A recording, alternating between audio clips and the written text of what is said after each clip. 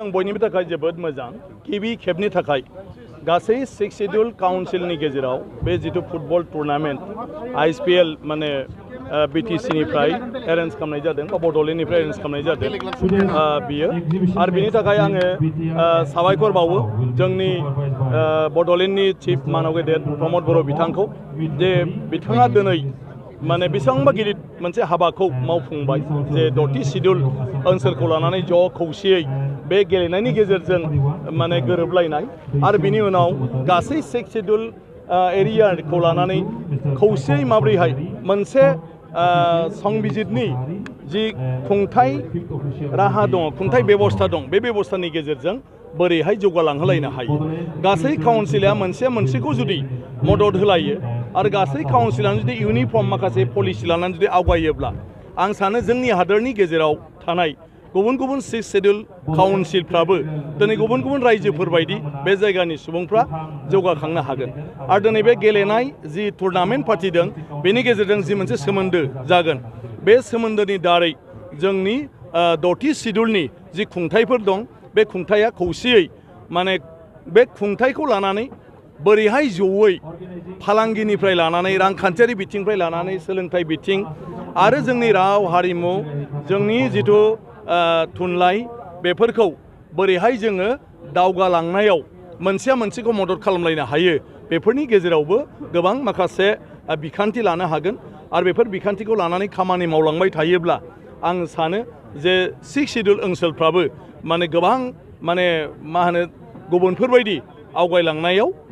जाफुंसारनो हागोन आरो बे गासैबोनि थाखाय मानव गेदेर प्रमद बर' बिथांखौ आं फिन माने साबायखर बावदों बिथांनि जि मोनसे गोथार नाजानाय बिथांनि जिथु मोनसे साननाय सानस्रि बे सानस्रिया गमामायैनो माने जोंनि 6 शेड्यूल ओनसोलनि थाखाय खोब मोनसे गाहाम फिथाइ सानसे लाबोनो हागोन बेखौ आं फोथायो नैबे गेलेनाय बादायलायनायजों इयुन जेनेरेशना मा लाब जागोन होनना माया नैबे गेलेनाय बादायनाय इयुन जेनेरेशना मा लाब जागोन ना इयुन जेनेरेशनाथ' बेनि गेजेरजों गोबां लाब जागोन आं बेखौनो होनबाय थादों जे बेफार बानिज्य दानि दिनाव माने एमप्लयमेन्टनि खोथा फैयो गतिके दिनैहाय जेसेबां 6 शेड्यूल दं बे 6 शेड्यूलफ्राव दा बड'लेण्डनि सेंग्राफ्रा बेफ्राव बेफार बानिज्य खालामलायनो हायो नामा जे मेघालयनि एरियायाव माबाफोर जों बिनि जिथु दिहुनथाय बेखौ बेयाव फाथायहरनो हायो नामा बिसोरनि बायदिसिना दिहुनथायफ्रा जोंनि बेवहायबो माने मा होनो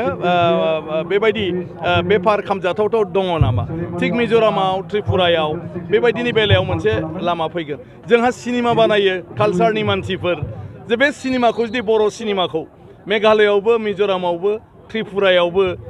बेफ्राव जुदि गासै काउन्सिलाव बर' सिनेमाखौ नायो बर' मेथाइखौ खोनासङो अब्ला जोंनि सिनेमा दिहुनगिरि आरो जोंनि फावखुंग्रिफ्रा रांखान्थियारि भाबै थांनानै थानायनि मोनसे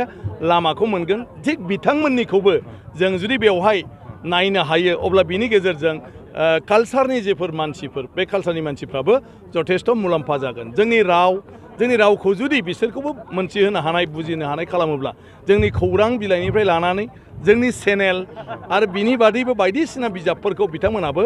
फरायगोन अब्ला जोङो राव आरो थुनलाइनि बिथिङाव गोबां माने दावखोलांनो हागोन सोलोंथाइनि बिथिङाव जों माखासे पलिसि लानो हागोन दिनै मणिपुरा 6 शेड्यूल नङैखाय फैयाखै नाथाय मणिपुरनि मोनसे जिथु सुरासानपुरनि जि मोनसे 6 शेड्यूल दं कुकी आरो जमिफोरनि बे 6 शेड्यूलनि सुरासानपुर डिस्ट्रिक्टआ गासै भारतआवनो बयनिख्रुइ बांसिन UPSC क्लियार खालामनाय जिल्ला दा बिथांमोनजों जों जुदि सोलोंथाइनि बिथिङाव सावरायो अब्ला जोंनि इयुन जोलै बा दानि जेनेरेशनखौ माब्रैहाय जों बयखौबो UPSC बा APSCनि थाखाय जोङो माने मोजाङै तैयार खालामनो हायो बेफोरनि आदब खायदाखौ जोङो सोलोंनो हागोन थ' बेबायदि गोबांथार दं जों काउन्सिलजों काउन्सिल रायलायलायनानै जयै हाबा मावलाङोब्ला जोंनि लाइमोनफ्रा गोबां माखासे लामा मोनगोन खामानि मावलांनायनि